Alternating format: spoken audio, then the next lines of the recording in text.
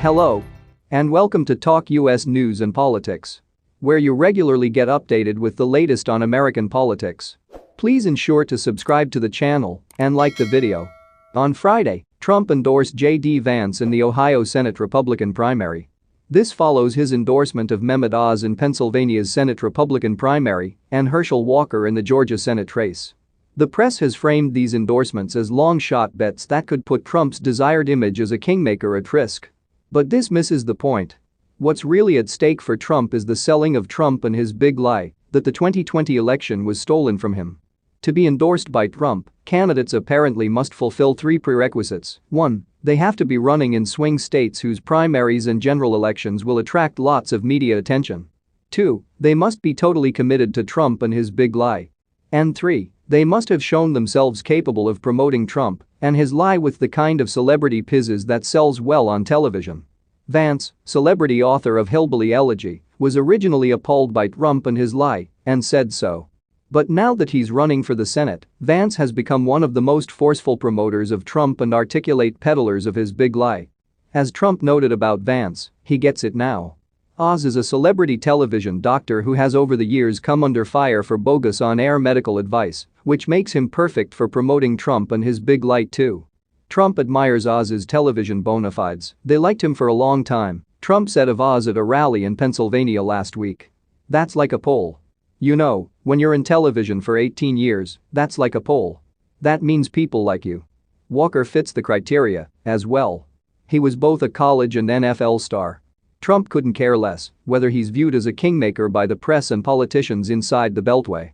He cares only about his narcissistic need to delegitimize the outcome of the 2020 presidential election.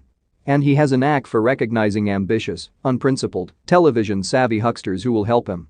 Let me pause here to emphasize two things that are too easily forgotten. First, no one to this day has produced even a shred of evidence that fraud affected the results of the 2020 election. 60 federal judges, along with Trump's own Departments of Justice and Homeland Security, have concluded that Biden won fair and square.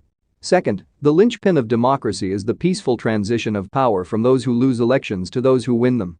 Yet it's been over a year and a half since Trump has refused to concede, continuously spreading his big lie that the election was stolen, pushing public officials at all levels of government to overturn the election, and instigating an insurrection at the U.S. Capitol on the day Congress was to certify the election results. As Federal District Court Judge David Carter stated in a recent opinion, the court finds it more likely than not that President Trump corruptly attempted to obstruct the joint session of Congress on January 6, 2021. Trump is already well on the way to rebuilding the Republican Party around his big lie. He is purging the GOP of his critics and installing loyalists in key state positions.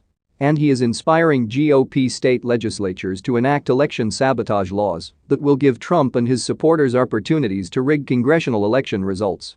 The upcoming 2022 congressional elections will serve as proving grounds for his attempt to steal the 2024 presidential election. Trump is a growing menace to our system of self-government. The longer he goes without being held accountable for what he has done, the more danger he poses. The critical question, then, is whether Attorney General Merrick Garland will bring criminal charges against him, and when. The window of opportunity is closing fast.